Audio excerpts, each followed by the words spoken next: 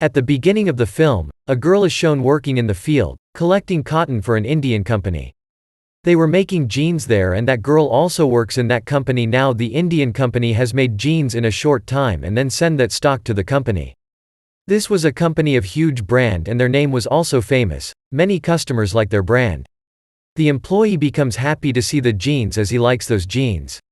Actually, those jeans have the quality that anyone, regardless of size, can wear them, whether they are fat or smart. A girl named Libby comes to the store in search of a job. Libby meets the manager and says, "This is my favorite brand and I wanted to do job here."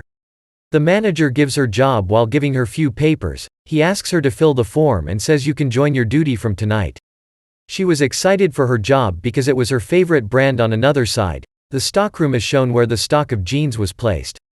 There was a strange thing that the jeans were moving, and the boy says after seeing Libby, "The clothes you are wearing are not suitable for this place because tonight there is a visit of the company owner in our store and he wants his workers to wear his brand clothes." Libby buys few clothes for herself to wear from there, but two girls arrive when she moves to change clothes in washroom. They were also workers here, but Libby hides after seeing them. One of the girls brings jeans from the stockroom and says to her coworker, "I like this jeans and I am going to wear it." The other worker asks, "Are you crazy? Because these jeans are not yet for sale. How will you be able to wear them?"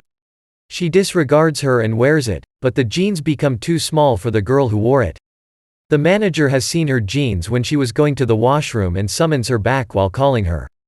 The worker ignores him, and then the store owner arrives and was telling everyone about this jeans and says, "We will sell it tomorrow." The store workers were happy on it. Meanwhile, the girl who stole the jeans moved to the washroom to take it off. The jeans wasn't separating from her body and it gets tight on her body that her body starts bleeding after it. Her body divides into two parts and later, the jeans is shown hiding the body parts of the girl. It sucks the blood that was fallen on the floor. The store owner, on the other hand, was telling everyone that they have to stay there tonight to work. "There will be a famous YouTuber in our mall who will do a commercial for our jeans. Then we will start selling this jeans in the morning 8 a.m. The company owner leaves after saying this, and then the workers start their job. Meanwhile, the manager notices the girl didn't return who went to the washroom. He sends his worker to find her who was with that girl before. She moves to the washroom to find her but couldn't, and then finds the hanged jeans that was stolen and wore by that girl. She sees the jeans while coming near it, and the jeans has hypnotized her, means the jeans control her. She wears it and now the jeans was controlling her feet due to it. Her head stuck in a hook and she dies. The manager sends Libby to find the girls when they didn't return. Libby goes to the washroom and sees that girl's dead body who have stolen jeans. The condition of her dead body was worse and Libby gets scared to see her.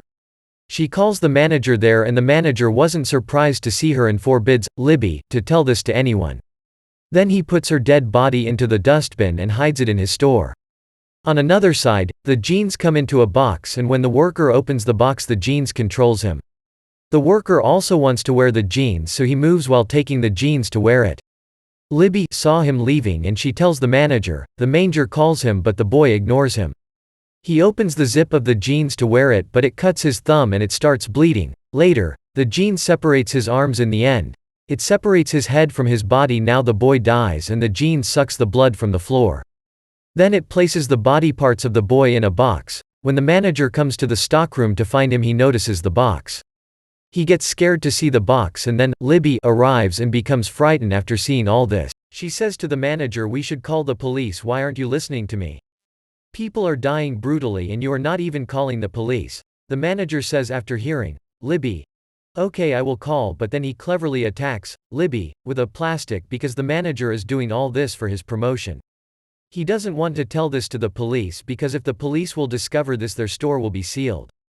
His promotion will also not proceed. Now it was 12 and the YouTuber whom they called for jeans commercial also arrives their store. She was a famous YouTuber and gets mad seeing the jeans design and asks for a set of it from the manager. Then she starts her live video and starts telling about the qualities of jeans, but the jeans that was hanging behind holds her neck and ends her. Everyone was considering it funny, but the jeans stands up while seeing them and starts sucking their blood while ending them. The manager who went to bring the jeans for the YouTuber gets scared to see all this when he returns because the jeans was sucking blood from the floor in front of him. The manager becomes terrified and locks himself in a room, and the wife of the store owner was also there. He tells her there is a jeans outside that is walking and ending people itself, but she says, "What nonsense are you talking?" And then moves outside after saying this. Now the manager checks in the camera and discovers the jeans has ended the wife of the store owner. After that, the jeans are given to a worker, and it is she who introduces Libby to the manager for the first time. She is an Indian girl who is singing and the jeans starts dancing on her song and doesn't harm her. On another side, Libby moves to the place where the YouTuber was shooting. She finds a camera there with which she discovered that the jeans is ending everyone.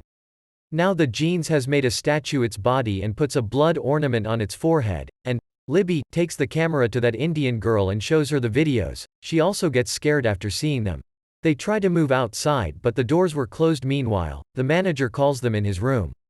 Here, they watch the video when the jeans was dancing and understand there is someone's soul in this jeans who is an Indian. That's why it didn't harm the Indian girl and was dancing on her song. The Indian girl asks it, "Who are you? And from where did you come?" Then it writes on the wall with a cut hand, and we learn the entire story from the beginning. It tells its story. We saw a girl collecting the cotton and tells her name, Kirat. She was just 13 years old and she was taking the cotton from the field and suddenly, her scarf stuck in the machine. Due to it, her body also stuck in the machine and divides into many pieces and dies because of it. The owner didn't stop the machine and continued the work. The Indian girl asks after hearing the story, "What do you want?" Here we discover the soul in the jeans was of Kirat, and she wants to destroy this company because she wants justice for herself. Now the Indian girl and Libby come out after listening to her. The manager attacked the statue with a spray. Due to it, the jeans gets scared and runs after getting off the statue. Suddenly, the light turns off and the manager ran from there, but they chase the jeans. They find the jeans sucking the blood of the dead bodies and the manager locks their room and says, "Give me the camera, then I will open this door." They don't want to give him the camera and want justice for Kirat, and they move inside again.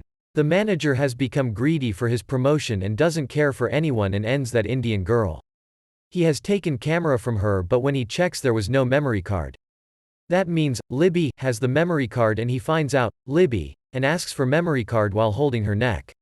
She says, "I don't have it," but even then he makes her faint while pressing her neck. Meanwhile, many jeans were coming towards the manager and suck his blood while getting on him. Now only his skeleton was left. The jeans has ended the manager but it doesn't harm Libby. Libby comes to her senses and meets Kirat's jeans in the hall and tries to make it understand while saying, "Don't do this. Don't end people. Why are you ending innocent people?